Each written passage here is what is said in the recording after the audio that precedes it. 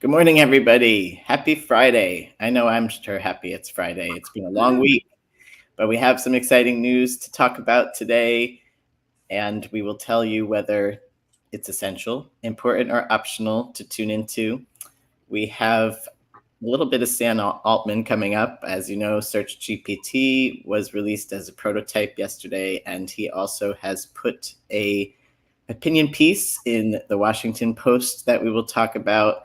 We will talk about some developments in Agent World, an open source platform for developing agents has come out, and much more.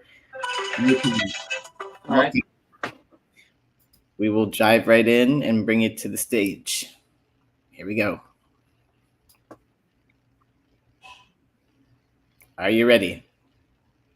I'm ready. I got you. Yes, David. Go for Yep. it.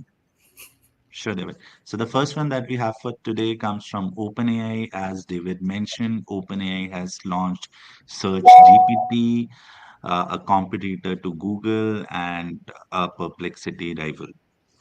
All right. What do you think, John? Hey, I think this baby is essential, and it's only in prototype mode. I know we've all signed up to be more than Paul. We're on the issue about OpenAI going after Search GPT. So I think it's essential. We have we have about $100 trillion global economy. We've got like a massive, um, you know, about over $1 trillion in advertising, and about 2/3 of that is nonlinear. That is, Google, Facebook, Alibaba, and so forth.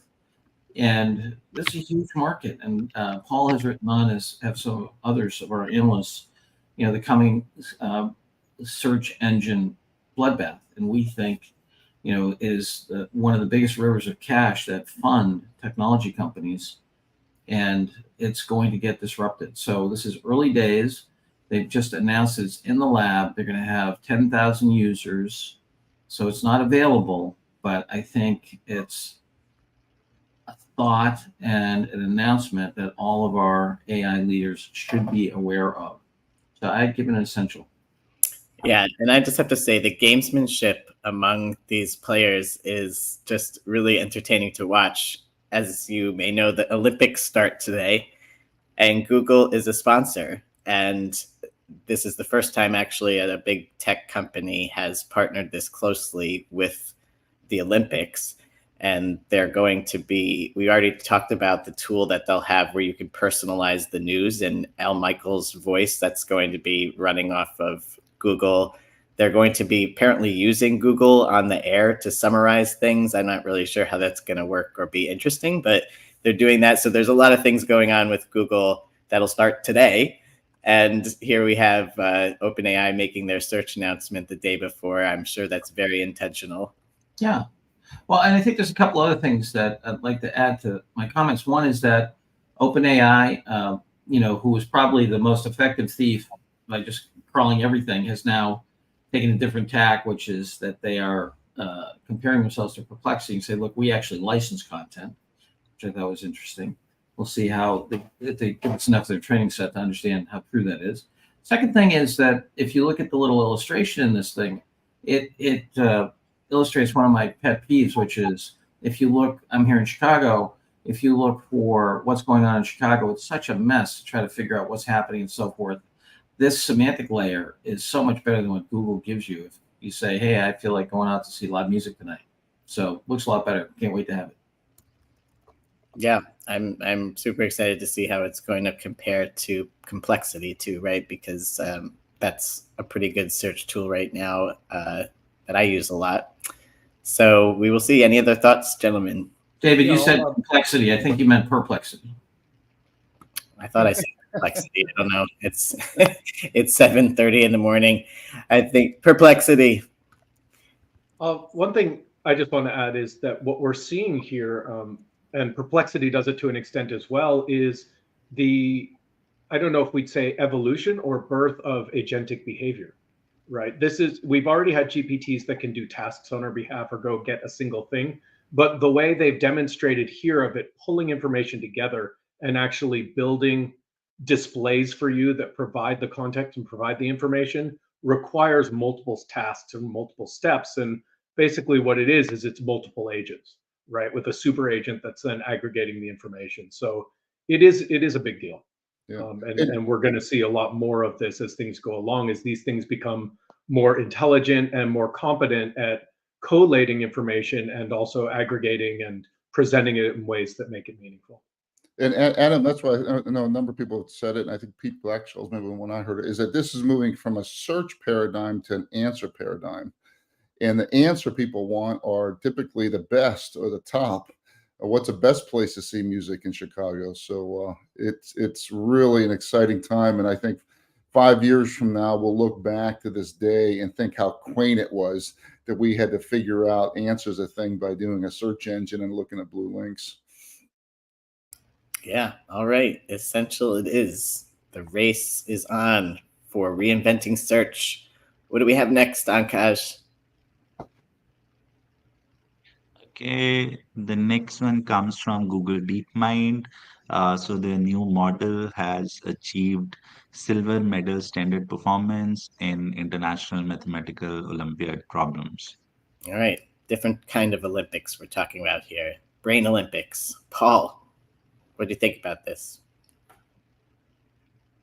Yeah, I interesting, but for our AI leader who's time starved, this is optional. It's continued progress on many different dimensions. It doesn't change how they're going to. I don't see it changing how they're going to do investment decisions in 2025. So optional.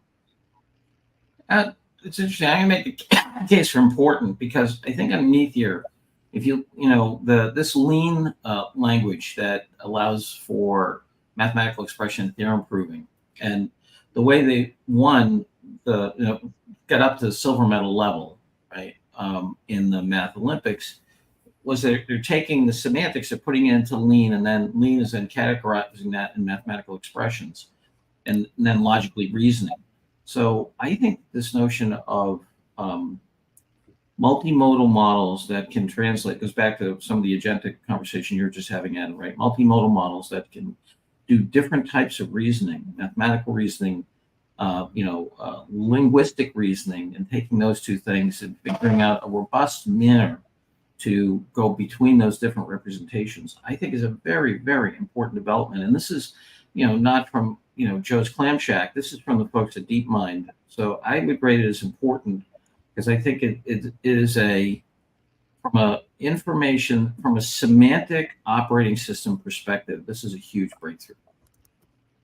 All right, Adam. I hear you, John. I'm also sensitive to the time-starved leader, and I don't know how this would in any way influence or impact how they operate or how they proceed. So that's why I was leaning towards the optional side. What I actually thought was probably the most important or interesting thing was when this was posted on X today, Sam Altman replied, "Lol," lots of laughs, or laughing out loud, which sort of alludes to the fact that I think they probably have something that can already get a gold medal in this, and they're keeping that close to the chest. But there's a lot of speculation about what he means. The fact that he would even comment and say laughing out loud in reply to this news, oh great, they got the silver medal, but I hear what you're saying, John. I think it's probably a little too deep into the technical significance of it to really carry that kind of weight as an important news article. But I'm thinking about Ian Robertson, our friend over at American Securities. Paul knows him well. Ian would get this in a heartbeat and be interested. Again, important is still it's not required reading. It's suggested reading. Anyway. Yeah. I'm with you, John. I'm gonna you, and so therefore we have a bit of a split here and go with important. I mean, the world is running on math, right? Humans add the understanding to it. To me, when this is really combined, you now are going to have, computers that are pretty much in line with what humans can do. So I'm gonna go important on this one. I'll also note that saying it achieved a silver medal is a bit of a stretch, it took it 3 days to solve one of the problems where the people who actually take the test only get 4.5 hours. Yeah. So, Yeah. I mean, it solved the problem, but it didn't pass the test. Like, Yeah, they're reaching a little bit to even make this claim. One immediately, and then 3 days later, and the other 3, right? Adam, I do want to note, though, that from a process standpoint, we classified this as important. And I think David's starting to feel the power of the chalk. That's it, baby. Yeah. Absolute power corrupts absolutely. Hey, every once in a while, it's the weekend too, right? I sometimes give them something important to read on the time of the week. If this was Monday, the AI leader's running around, got a lot to do. Okay, but the weekend's coming up. You read through this over your coffee. So what this is really saying, David, is all those studies we did of how much optional news there is at the beginning of the week and important at the end. It actually has nothing to do with the news cycle. It has more to do with how you're feeling. Sometimes, maybe. All right. Important. What's up? Nice. Okay. Sorry. Not sure what happened here. I had this open. So this piece is from Washington Post, and Sam Altman is the author, and he talks about uh, why we need to have some control over AI. All right. Mr. Altman coming out with a, I thought, very basic and not that informative opinion piece myself, but who did we assign this to? Adam, what did you think? Yeah, I think he makes some important points. I'm not sure how earth-shattering they are, or for that matter, how much they really go beyond what's going to best serve him and what he's trying to accomplish.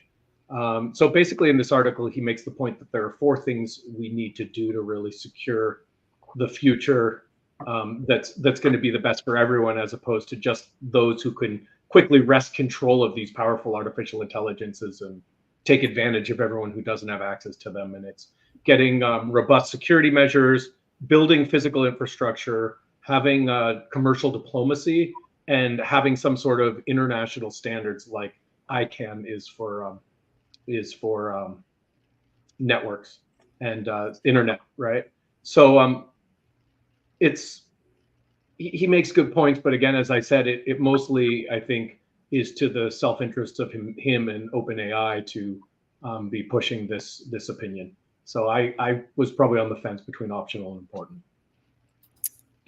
Interesting. I was going to go for essential, because here we have an AI leader, I think, dealing with, he's clearly one of the top voices in AI right now. And I think he's laying out 4 important points that we all should consider.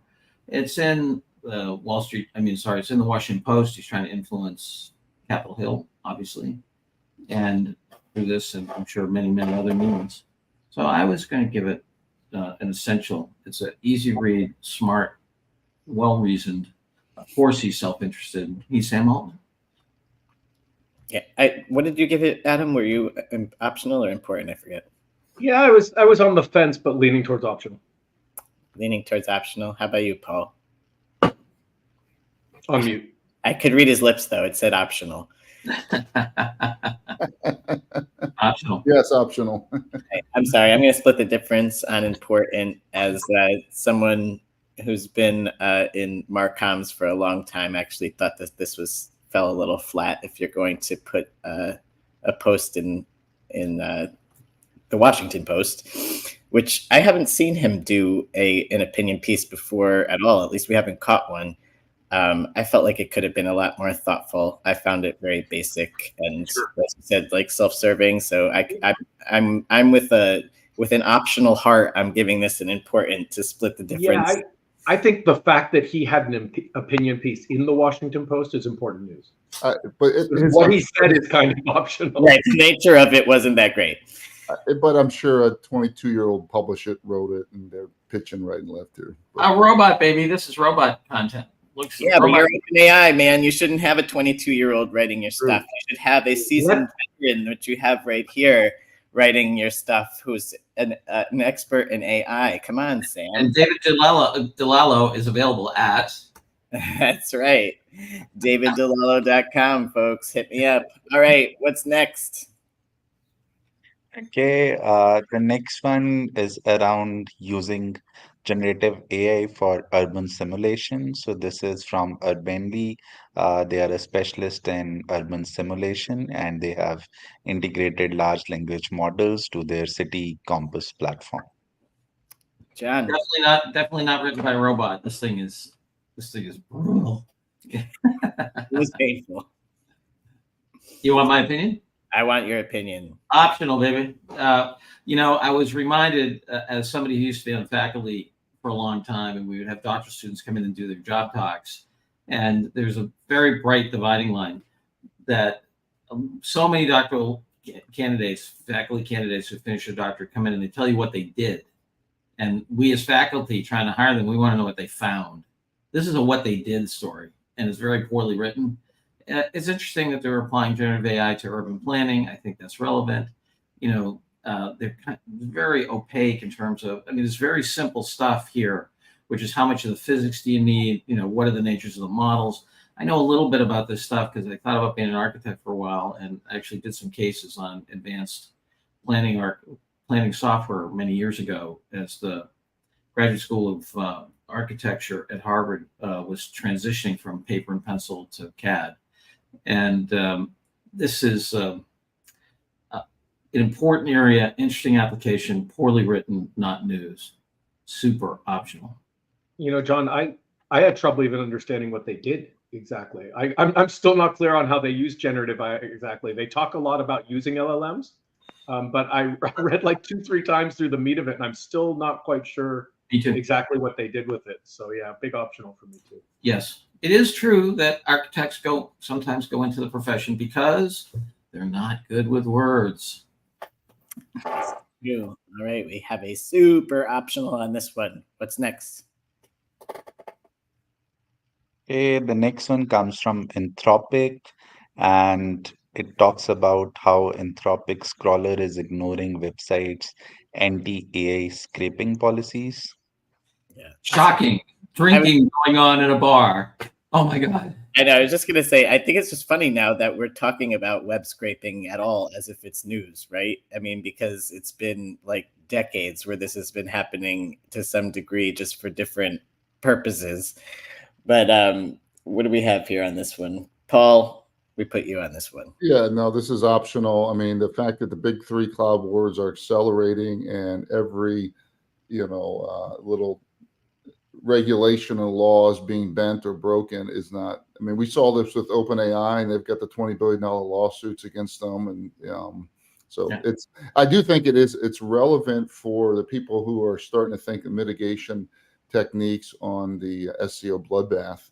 And as major brands start thinking through, one of the emerging proposed one is that brands need to have a lot more Q&A on their website, and you do want to have your Q&A crawled multiple times, but the fact that they're breaking TOC is just expected now. Yeah, I'm a little confused at how it works. Maybe you guys know. First of all, it was going into iFixit's site, just to summarize for people, and scraping, and it hit it like 25 million times or something, and iFixit was like, what is going on? They did not have the robots.txt file up, and once they put it up, Anthropic did respect it, which is another reason why this is kind of barely news. But it mentioned with that robots.txt file that you obviously can't discern which content you want scraped or not. But how does it work? Is it per web page that you put it on it, or are they saying okay, I can only put it on anthropic.com blanket, and then therefore you can't scrape any of it? Can you be fine about how you apply it to particular pages? I don't really know how it works, but it definitely a strategic decision for a company if you can only open or block everything. But if you actually can be a little fine on it, then it seems like it would be useful. I don't know if you guys have any experience with this. I don't know the precise answer. I imagine it's easy to put in every single page. I do think the selective paging. There's a question pending to me on our own website, how much we want to have scraped or not. So I'd be shocked if it's not. Yeah, you can in the robots.txt, you can put both an allow and a disallow list of pages within your site. But as the article we reviewed on Monday even discussed, it's basically a no trespassing sign. It's not going to stop someone from walking into your yard. It's yeah. It's a Boy Scout honor thing. It's well said. I like the no trespassing sign. Really good analogy. Yeah. All right. Optional on this one. I think we have one more. Yes, David. So the next one is a research paper. It's titled Open Devin. So it's a journalist agent on an open source platform that software developers can use. All right. We're open sourcing agents. Adam, what do you think about that? Agent building. I was optional on this news. I guess I don't know. When you say agent building, it makes it start to sound more important to me than I I think I was thinking about it. It seemed to me like almost another coding assistant, but just a coding assistant that can have sub assistants basically. It's open source. I think it's under the MIT license, which is great. They did some benchmarks with it, and it seemed to be pretty good. But I don't know. Maybe it's Friday, and I'm just not that impressed. But I can't really imagine some enterprise going off and grabbing this right now and starting to sort of orchestrate their own solutions. So I gave it an option. Yeah, What do you think, John? an optional as well. I think it's great. There's more, open source availability and so forth. I mean, there's a lot of platforms where people can get piece parts of this, whether it's GitHub or GitLab or this. So I think this active area, another entrant, optional. Yeah, I'd like to flag this in our newsletter as an important development. Whether someone needs to actually read this 39-page piece to get the headline, I'm skeptical about. But I think it's of note that this architecture is now available as open source. From what I understood, and I have to say I only read through it very quickly this morning, it seems like the platform can be applied to software developers coding, but also to other types of agent as well. So to me, having an open source version of that would be of note. Where did we fall? We fell on essential for search. We fell on important, which was a democratic split by me on DeepMind's developments around alpha. I can't remember the name of that tool now. Everything's alpha. One of their alphas. You're the vice president in our Senate of Opinion. That's right. We have Sam Altman's flat but relevant op-ed as important. Everything else is optional. Paul, who do we have in the Learning Lab on Monday? Do you know? We do. I do know, and it's quite exciting, and we're graced with his presence today. So, Adam, you want to share the showcase you're going to present? Yeah, sure. So we had a blank slot in the schedule, so I figured I'd fill in and add some value. We're going to be doing a custom GPT.ai showcase. So I'm going to show a little bit about the custom GPT.ai tool, the recent benchmark findings that I did in terms of where they beat OpenAI's API assistant, and then also take a sneak peek at the chatbot we're building for Generative AI Insights with custom GPT, our dear friend Echo. So we'll just kind of look a little bit under the hood at custom GPT.ai, how it works, and some of the cool things you can do with it. Very cool. All right. I would just say, Adam, you're being way too modest. We're very lucky to have you. You're deep in this area. You've done some innovative new work. We're fortunate you have the time to share it with us. So thank you. Yes, very exciting. All right, everybody have a good weekend. Enjoy this reading that we have assigned to you and life in general, and we will see you on Monday.